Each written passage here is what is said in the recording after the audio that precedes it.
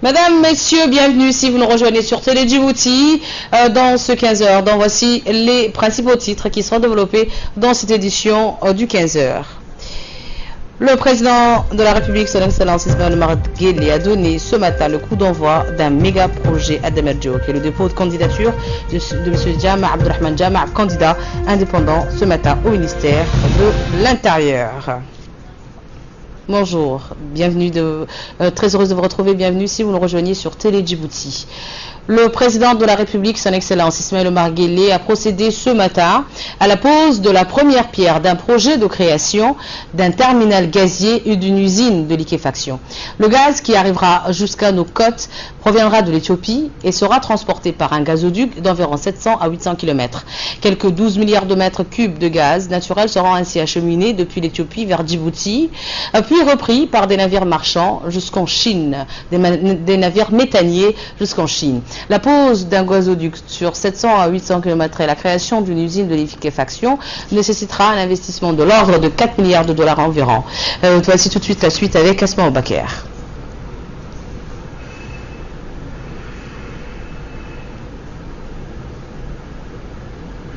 C'est ici même sur ce terrain vague que va aboutir le pipeline de gaz naturel en provenance d'Éthiopie qui sera exporté à l'étranger. Pour cela, une usine de liquéfaction de gaz et un projet de terminal maritime seront construits. Quelques chiffres suffisent pour illustrer la taille de ce projet. Le gazoduc transportera jusqu'à 12 milliards de mètres cubes de gaz vers Djibouti. Ainsi que la construction d'une usine de liquéfaction de capacité de production de 10 millions de tonnes de gaz naturel liquéfié par an. À cela s'ajoute la construction d'un terminal maritime. Coût total, alors 4 milliards de dollars. C'est la raison pour laquelle de cette cérémonie a eu lieu qui est placée sous le patronage du président de la République. Tout va procéder donc à la pose de la première pierre de ce méga projet. Le chef de l'État, Ismaël Omar Guelleh, a ainsi présidé ce matin cette cérémonie de pose de la première pierre pour la création d'un terminal gazier à Dameldjouk et d'une usine de liquéfaction.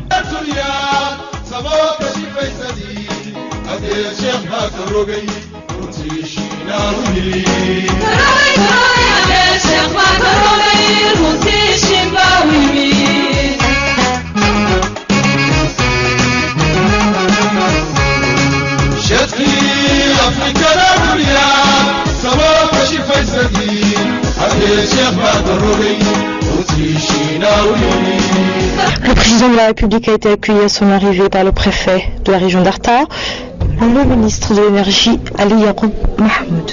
Le gazoduc transportera jusqu'à 12 milliards de mètres cubes de gaz naturel par an depuis l'Éthiopie vers Djibouti. Ce gaz sera ensuite transporté par des navires méthaniers jusqu'en Chine essentiellement. De très nombreuses personnalités ont assisté à cette cérémonie aux côtés du chef de l'État et de la Première Dame. Citons notamment la présence du Premier ministre, du président de l'Assemblée nationale, des membres du gouvernement et du Parlement, ainsi que de 2 ambassadeurs de Chine et d'Éthiopie en poste à Djibouti. Les habitants de Dameldjouk et des environs sont venus également en masse. Le coût du projet de ce gazoduc et des infrastructures liées à la mise en place de l'usine de liquéfaction est estimé à quelques 4 milliards de dollars. L'usine de liquéfaction aura une capacité de production de 10 millions de tonnes par an de gaz naturel liquéfié après l'achèvement des phases d'extension du projet. L'usine de liquéfaction et le terminal seront localisés à Dameldjouk. Ce projet sera financé par la société chinoise Petroleum Group Holding Limited. Il coûtera donc quelques 4 milliards de dollars. Les travaux de construction devraient commencer sous peu et s'achèveront dans 3 ans. Le méga-projet gazier implique en réalité 3 pays, Djibouti, l'Éthiopie et la Chine, qui ont décidé d'avancer ensemble afin de rendre ce projet opérationnel le plus rapidement possible. Cette cérémonie de pose de la première pierre fait suite à l'accord cadre signé entre Djibouti et la société chinoise en octobre 2014. Cet accord fut suivi par la signature d'un protocole d'accord entre Djibouti et l'Éthiopie, cette fois en février 2015, et au contrat principal signé entre l'Éthiopie et la société chinoise en septembre 2015. Une nouveaux gasolines et installations associées font partie de la politique énergétique du président Guelleh, devront contribuer à la création d'emplois pour la jeunesse, mais aussi à renforcer l'intégration économique. Ce projet renforce la position de Djibouti en tant que centre économique, commercial et régional et augmentera la capacité de ses ports. Après la réalisation de l'interconnexion électrique, le méga-projet gazier deviendra le second grand projet d'infrastructure énergétique commune entre la République de Djibouti et la République fédérale d'Éthiopie. Ces deux projets seront suivis d'un autre méga-projet du même ordre dont le coût est estimé à 1,5 milliard de dollars sur financement américain. Il s'agit de la construction d'un pipeline de 550 km de long pour le transport des produits pétroliers raffinés depuis les ports de Djibouti vers la ville éthiopienne d'Awash au centre de l'Éthiopie. Un accord en ce sens a été signé entre les deux pays en septembre 2015 aux États-Unis. Le chef de l'État, en fin de cérémonie, tirait le rideau pour la création d'un terminal gazier à Demedjouk et d'une usine de liquéfaction, avec à ses côtés le PDG de la société chinoise PolyGCL. Projet de plus qui illustre l'ambition d'un leader politique de faire de Djibouti une plateforme d'échange régionale et internationale. Un projet qui vient consolider l'intégration économique, puisqu'il intervient à connexion électrique, la construction de nouveaux savoir-faire. Le projet d'adduction d'eau qui est en phase de finition. Ce sera suivi la construction d'un bocal de 550 km de long pour le transport de produits. Entamons donc les séries des interventions, le président des autorités des ports et des zones franches, M. Abakar Omar Hadi, et le président directeur général du groupe chinois PolyGCL Petroleum Group, qui a financé ce projet de tout en bout, se sont exprimés tour à tour. Ils ont souligné l'importance de ce méga projet pour le développement économique de la sous-région de l'Afrique de l'Est. L'usine de liquéfaction aura donc la capacité de produire jusqu'à 10 millions de tonnes par an de gaz naturel liquéfié. Après l'achèvement des phases d'extension de ce projet, l'usine de liquéfaction et les terminals seront localisés à Demedjouk. La construction de ce gazoduc d'environ 700 km de l'Éthiopie à Djibouti permettra donc à l'Éthiopie d'exporter du gaz vers la Chine et de soutenir le développement socio-économique dans la région. Le projet, qui sera financé par PolyGCL Petroleum Group Holdings Limited, coûtera 4 milliards de dollars américains. Les travaux de cette construction devraient commencer sous peu et s'achèveront dans les 3 ans à venir, Inch'Allah. Ce méga projet gazier implique en réalité 3 pays, dont Djibouti, l'Éthiopie et la Chine, qui ont accepté de progresser ensemble afin de rendre ce projet opérationnel et réussir ainsi le plus rapidement possible. Cette cérémonie de pose de cette première pierre fait suite à l'accord cadre signé entre Djibouti et la société PolyGCL en octobre 2014, le protocole d'accord signé entre Djibouti et l'Éthiopie en février 2015 et au contrat principal signé entre l'Éthiopie et PolyGCL en septembre 2015. L'ambassadeur de Chine en poste à Djibouti a rappelé de son côté à cette occasion l'importance des investissements chinois à Djibouti et dans d'autres pays du continent et qui contribuent, a-t-il dit, à soutenir le développement économique des pays africains. Je vous propose de l'écouter. Ces dernières années, la coopération économique entre nos deux pays a connu un nouvel élan, surtout en matière d'infrastructure. La croissance économique de l'Afrique s'avère dynamique actuellement. Mais le manque d'infrastructures constitue toujours un goulot d'étranglement pour un développement sain et durable de l'économie africaine. La Chine attache une importance particulière au perfectionnement des infrastructures de l'Afrique. Décembre dernier, lors du sommet de Johannesburg du Forum sur la coopération sino-africaine, le président chinois a annoncé 10 programmes de coopération sino-africaine dans les 3 années à venir, parmi lesquels figure le programme d'infrastructure. Nous encourageons les sociétés chinoises compétentes à investir directement dans les projets d'infrastructure en Afrique et à participer à la gestion des projets conformément au principe dit se baser sur le rôle du marché et se bénéficier mutuellement. Un proverbe chinois dit il faut d'abord construire le nid pour attirer l'oiseau. La Chine est consciente de la position géographique avantageuse de Djibouti et de ses besoins urgents en infrastructure et coopère étroitement avec Djibouti dans des projets tels que le chemin de fer, l'adduction d'eau potable et les ports. À ces projets-là s'ajoute aujourd'hui l'usine et le quai de gaz naturel liquéfié.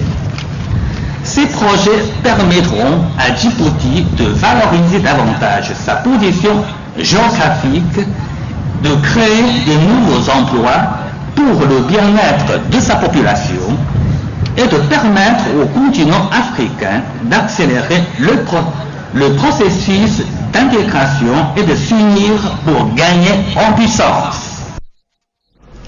L'ambassadeur de la République fédérale d'Éthiopie a accrédité à Djibouti, de son côté félicité de l'ampleur de ces projets lancés en commun entre Djibouti et Addis Abeba et qui renforceront, a-t-il dit, l'intégration économique et régionale. Ces projets lancés en commun marquent, a-t-il dit, la volonté des dirigeants des deux pays à soutenir les progrès et le développement au profit de leurs populations respectives. Le chef de l'État, son Excellence Ismaël Omar Guelleh, n'a pas manqué de son côté de rappeler sa volonté à transformer l'économie de la République de Djibouti pour que le pays soit à une réelle place financière, commerciale, d'offres, de services, de soutien logistique et s'engage dans l'industrie de transformation. Donc, je vous propose d'écouter à présent le discours de son Excellence Ismaël Omar Guelleh. Nous sommes à Damerjord aujourd'hui pour marquer le lancement de ce qui sera durant plusieurs années le plus grand chantier industriel à Djibouti et en Afrique de l'Est. Cet événement historique pour notre pays, mais également considérable pour notre sous-région, mérite d'être célébré à la hauteur de son ampleur. L'Éthiopie, notre plus grand voisin, aux ressources naturelles abondantes et variées, a décidé de procéder à l'exploitation des gisements de gaz naturel dont recèle son riche sous-sol et a choisi le géant chinois JCL Puri comme partenaire dans ce vaste projet énergétique. Ce chantier titanesque prévoit la construction d'un ensemble gazier qui comprend 3 éléments. Un pipeline de gaz naturel, également appelé gazoduc, long d'environ 800 km, dont approximativement 90 km se trouveront sur le territoire djiboutien et dédié au transport du gaz naturel depuis l'Éthiopie vers cette localité de Damerjord. Ensuite, une usine de liquéfaction de gaz sera construite avec une capacité initiale annuelle de production de 3 millions de tonnes de gaz naturel liquéfié. Il est en effet prévu une extension ultérieure de ce projet avec une capacité de production de gaz naturel liquéfié avoisinant les 10 millions de tonnes par an en phase finale. Enfin, la troisième composante du complexe gazier est un terminal maritime mis en place à Djibouti et consacré à l'export du gaz naturel liquéfié vers le marché extérieur. Par ailleurs, il est envisagé qu'une centrale électrique à gaz soit installée à Damerjord afin de répondre aux besoins en électricité de l'usine de production dans un premier temps. Une partie de l'électricité produite sera éventuellement injectée dans le réseau public électrique de Djibouti. Vous conviendrez avec moi que l'avenir appartient à Damerjord, car cette même localité, concitoyens, à l'instar des autres projets d'infrastructure binationale, tels que le chemin de fer ou la ligne d'interconnexion électrique que nous avons déjà réalisé avec ce pays frère qu'est l'Éthiopie, Le projet d'aujourd'hui s'inscrit dans la droite ligne de notre politique de développement qui mutualise les potentialités et les ressources de chacun à travers l'intégration harmonieuse de nos économies et illustre de notre volonté d'être toujours plus forte, de prospérer ensemble. Mesdames et messieurs, un projet de cette envergure ne manquera pas déjà de susciter la création de plusieurs milliers d'emplois durant la phase de construction qui devra s'étaler sur 3 ans. C'est pour nous une opportunité sans précédent d'endiguer un chômage galopant touchant principalement la population jeune, et c'est dans cet esprit que j'enjoins les habitants de Demerjok à s'investir pleinement pour le rayonnement de leur région. Bien entendu, nous veillerons sans relâche à la préservation de notre environnement en faisant appel aux technologies de pointe du secteur industriel, tout en respectant les normes anti-pollution en vigueur dans les pays industrialisés. Main dans la main, Djibouti et l'Éthiopie, encore une fois, s'attelleront à faire de ce projet un réel succès et feront le nécessaire pour tirer un maximum de profit de cet événement sans égal. Juste après cette grande cérémonie à Demerjok, le chef de l'État, son Excellence Ismaël Omar Guelleh, a reçu, toujours dans la matinée, au salon d'honneur de la présidence, le PDG de la société chinoise, Pujalis, M. Baodong Yu. Les discussions ont porté essentiellement sur les grands travaux qui va effectuer cette grande société chinoise dans la République de Djibouti, particulièrement à Demerjok, en matière de l'énergie renouvelable. Les discussions ont essentiellement porté sur les facilités et les outils et les moyens à mettre en place pour que cette grande société chinoise de renommée internationale entame ses travaux dans les meilleures conditions. Était présent à cette rencontre le ministre de l'énergie Ali Yaqoub Mahmoud et le président des ports et des zones franches Abakar Omar Hadi. De son côté, le ministre de l'énergie et des ressources naturelles Ali Yaqoub Mahmoud a d'ailleurs confié à la presse ses sentiments à l'issue de ses entretiens avec entre le chef de l'État et le PDG de la société chinoise. Voici ses propos. Et le président de la République a reçu le président du conseil d'administration, le président directeur général de la compagnie, mais également l'ambassadeur de Chine. Les discussions ont tourné autour non seulement de l'engagement de la Chine pour encourager le secteur privé chinois à investir à Djibouti, mais surtout encourager le développement des infrastructures à Djibouti, en Éthiopie, qui est la base même du développement, grâce aux infrastructures telles que les ports, les aéroports, les terminals, les usines énergétiques. Tout cela va permettre le développement de Djibouti. Et la compagnie a dit clairement au président de la République non seulement sa volonté de faire démarrer ces projets rapidement, mais également de développer d'autres projets. Et c'est le début d'une grande aventure entre nous et Polygiciel. Polygiciel qui est une des plus grandes compagnies du monde. C'est la 10e compagnie du monde dans le domaine des énergies renouvelables. Et dernièrement, nous avons été en Chine, nous avons visité plusieurs projets des Polygiciel qui sont aux normes internationales. Et ce qui est remarquable aujourd'hui, cette compagnie est à la pointe non seulement de la technologie, mais du respect de l'environnement et de toutes les normes internationales. C'est ça qu'aujourd'hui la compagnie a voulu présenter de vive voix au président de la République. Ce projet n'est qu'un projet parmi tant d'autres. Certes, c'est le projet le plus important aussi bien pour Djibouti, pour l'Éthiopie que pour la Corne d'Afrique, mais il faut savoir que cette zone de Demerjok est une zone qui va devenir un hub énergétique. Nous travaillons en étroite collaboration avec l'autorité du port et des zones franches. Cette zone va accueillir, comme l'a indiqué ce matin le président de la République, d'autres grands projets énergétiques. Bien sûr, il y a ces grands projets gaziers qui est composé d'un terminal gazier, d'une usine de liquéfaction, d'une usine de méthanol et d'un complexe d'industrie pétrochimique. Mais également, il y a bientôt le 23 mars le projet des Blagrino, qui est composé de plusieurs parties, dont notamment un grand stockage qui sera 3 fois plus important que celui que nous avons actuellement à Doralé, le dépôt d'Horizon. Il y aura également d'autres projets tels que la raffinerie qui également va démarrer très prochainement. Donc cette zone va être bientôt un hub énergétique. Nous allons également produire de l'électricité à base des gaz naturels qui sera une des énergies de base. Bien sûr, l'objectif principal pour Djibouti, c'est la géothermie, mais grâce à ces gaz naturels qui nous proviennent également d'Éthiopie, nous allons avoir une énergie de base qui va compléter les énergies aléatoires telles que le soleil ou l'éolien.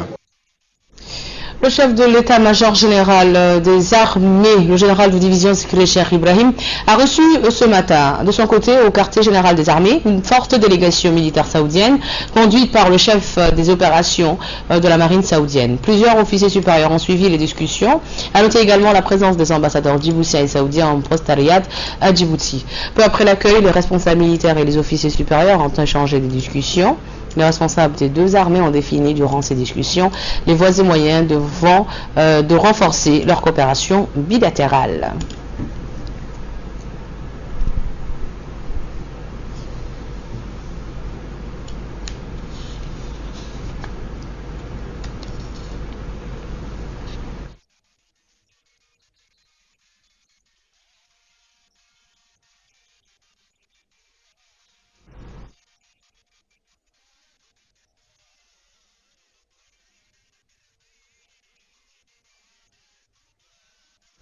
Passons à présent à ce sujet portant sur la visite du président turc Tayyip Erdogan en Ghana, la poursuite de la tournée africaine du président turc Recep Tayyip Erdogan. Le président Tayyip Erdogan a procédé hier au Ghana au lancement officiel de la construction d'un nouveau terminal de l'aéroport international d'Accra.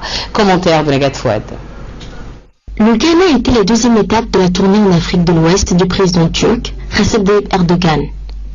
Erdogan et son homologue ghanéen John Dramani ont lancé hier le projet de construction d'un nouveau terminal de l'aéroport international de Dakar. Ce terminal, qui sera construit par une compagnie turque, augmentera la capacité d'accueil de l'aéroport tout en améliorant sa qualité. C'est dans cette expansion du plus grand aéroport du pays, le Ghana espère devenir une plaque tournante du trafic aérien en Afrique. Le président John Dramani a remercié à l'occasion la Turquie qui a aidé ainsi le Ghana à améliorer le secteur de transport aérien afin qu'il soit de niveau international. À travers cette tournée, la Turquie espère approfondir son partenariat stratégique avec l'Afrique et développer ses liens avec les pays de la communauté économique des États de l'Afrique de l'Ouest, a précisé la présidence turque. Selon le ministère turc des Affaires étrangères, les échanges commerciaux entre la Turquie et les États d'Afrique subsaharienne ont été multipliés par 10 depuis 2000. Ceux avec l'ensemble des pays d'Afrique ont atteint 23,4 milliards de dollars en 2014. Erdogan s'est ensuite envolé pour le Nigeria, troisième étape de la tournée ouest-africaine qui s'achèvera en Guinée. Negat Fouad Saïd m'a rejoint sur le plateau. Bonjour Negat. Bonjour Choukri. Bienvenue sur ce plateau. Merci. Et nous allons revenir Negat ensemble avec la cérémonie officielle ce matin de la pose de la première pierre de ce grand méga projet de Demerjouk.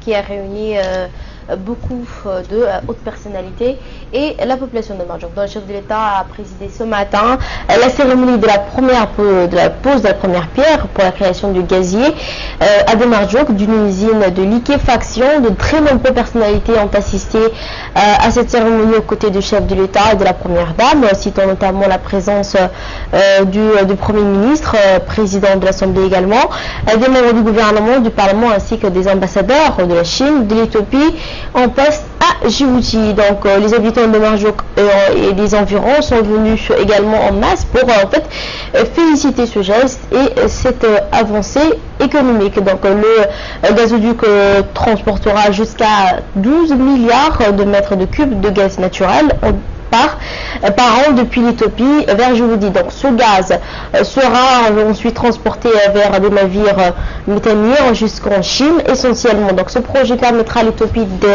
d'exporter du gazier vers la Chine, de soutenir le développement socio-économique dans la sous-région. Le coût du projet de ce gazoduc et infrastructure liée à la mise en place de l'usine de liquéfaction est estimé à environ 4 milliards, somme conséquente. L'usine de liquéfaction aura une capacité de production de 10 millions de tonnes par an de gaz naturel liquéfié après l'achèvement de la phase d'extension du projet. Donc l'usine de liquéfaction et le terminal seront dans la localité de Merzouq, près de Djibouti, la capitale. Donc ce projet sera financé par la société chinoise qui coûtera donc 4 milliards de dollars. Les travaux de construction devraient commencer sous peu et s'achèveront, pour être exact, en 3 mois. Donc le méga projet gazier, dans 3 ans, pardon. Dans 3 ans. Le méga projet gazier implique en réalité 3 pays, dont notre voisin, l'Éthiopie et la Chine, qui ont décidé d'avancer ensemble afin que ce projet prenne. Il faut rappeler aussi que c'est pas le premier projet qui nous lie à ce grand pays qu'est l'Éthiopie. L'Éthiopie. Il s'agit de l'interconnexion. Voilà. Mais également de la télécommunication par exemple. Bien sûr, et ce méga projet qui s'ajoute à ces nombreux projets qui nous relient à ce grand pays, notre voisin qui est l'Éthiopie. Et nous refermons ce focus avec un insolite. Voilà, un coup de rire. Elle ouvre ses volets et découvre une pluie de billets. Donc elle a appelé immédiatement le commissariat pour dire qu'elle avait une pluie de billets. Ils n'ont pas cru tout de suite. C'est pourtant ce qui est arrivé. Sous la fenêtre de Martine, cette retraitée habitant dans une... Elle a ouvert ses volets. Voilà, elle s'est rendue compte qu'il y avait des billets, une pluie de billets. Voilà. Chanceuse, on va dire. À sa place, moi j'aurais pas appelé le commissariat, mais j'aurais ramassé les billets. Ce mardi même, donc hier, en ouvrant ses volets, elle découvre des dizaines de billets de banque dispersés dans les parterres et sur les buissons. Sans perdre de temps, elle les ramasse pour les regrouper dans un petit sac en plastique. Dont certains étaient enveloppés, d'autres bien ficelés. Donc elle a remis ses billets à la police. Voilà. Très bien, merci Nagat pour ces précisions dans ce focus. Merci également à vous, c'est toujours un plaisir de vous retrouver sur Télé Djibouti. Et je remercie également au passage toutes les équipes techniques et rédactionnelles qui ont réalisé ce bulletin d'information. Un très bon week-end également à vous tous, partout où vous nous suivez sur Télé Djibouti. A très vite, Inch'Allah, bye bye.